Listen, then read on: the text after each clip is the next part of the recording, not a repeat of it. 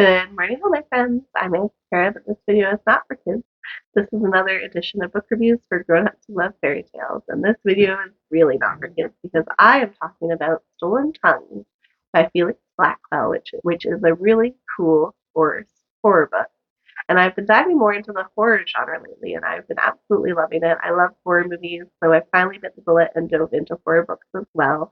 And this one in particular is right up my alley. It's about a ancient cryptid type creature that is stalking this woman basically since she was a child, and the couple that is the main couple of the book have been in love forever. They've known each other since they were kids, and they go to a cabin in that belongs to her family, and things start to happen, and it's really creepy.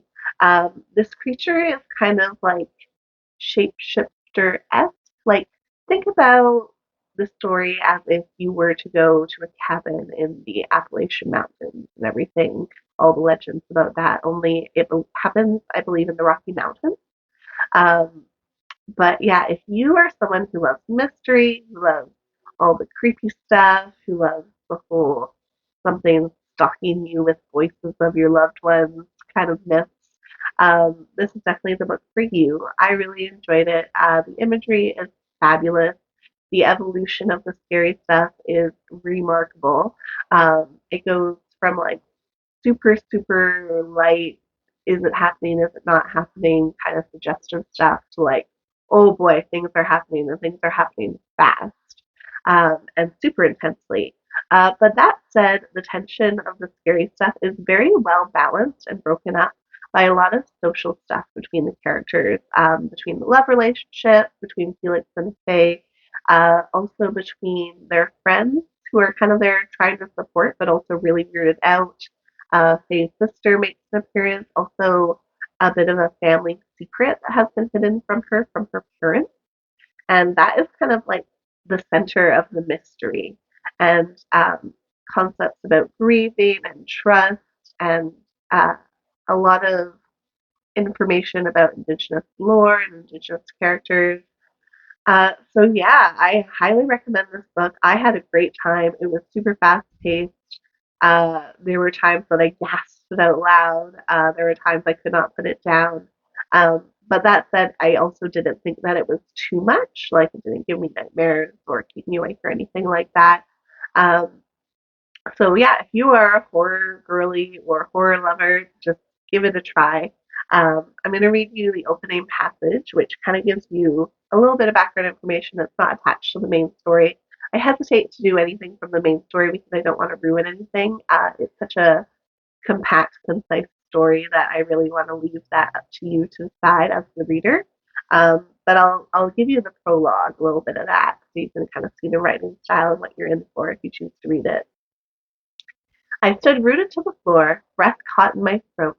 The door rattled gently in its frame as if someone had pressed an ear against it. The silence was only broken when Faye whispered, "Don't open it." Her words didn't register in my brain. I reached out and pulled the door open slowly. It issued a loud creak that echoed through the house. There was no one there. I felt the dogs brush past my legs as I stood in the doorway. They stood before me motionless, grazing down the darkness of the hallway. At the far end, the master bedroom door was open. Inside, it was pitch black, but the dogs peered in as though they could see something. "What is it?" I whispered, patting Chewy's head. She didn't move a muscle. Her entire body was rigid, ready to attack, but neither dog made a sound. I waited through the dark of the hall to peek inside Colin's room, but I was stopped by a powerful wave of nausea. The walls spun around me and my legs went rubbery. I caught myself on the handrail next to the stairs. As I regained my sense of balance, Carrot said from behind me, that's the parrot, by the way, "Warmer," and then shrieked, "Ugly, ugly!" Her cage rattled again and Faye screamed. I bolted back down the hall, nearly tripping over the dogs, who were now barking and snarling wildly. I flicked the light on in the guest room to see Faye sitting at the far end of the bed, knees pulled to her chest, terror in her expression. Carrot's cage was on the floor again. and the bird was flapping around inside, still shrieking. Someone was in here, Faye choked out, trying to hold back tears.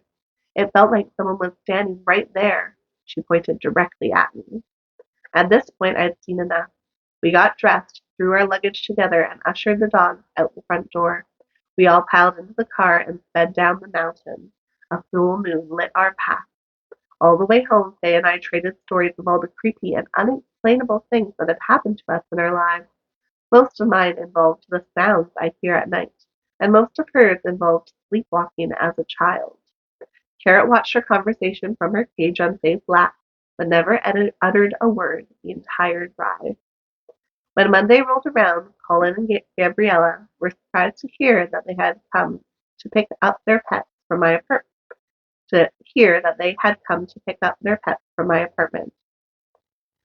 They had to come pick up their pets from my apartment, sorry. In the coming years, I learned from them that Carrot never spoke again. It's so creepy. I just love it. So yeah, check it out. Stolen Tongues by Felix Blackwell. It was a great read. I highly recommend it. It was super fun, super spooky, super cozy horror with some really intense scenes to it. All right, my dears. So if you love this video, don't forget to give it a thumbs up and subscribe to see more. I will be back. I try to do book reviews for the grown-ups once a month or so. I'll see you guys next time. Ta-ta for now.